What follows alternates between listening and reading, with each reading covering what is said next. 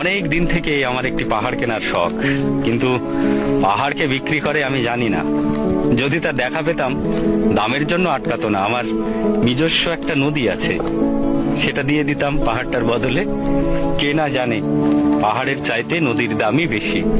পাহাড় স্থানু, নদী বহমান, তবু আমি নদীর বদলে পাহাড়টাই কিনতাম, কারণ আমি ঠকতে চাই।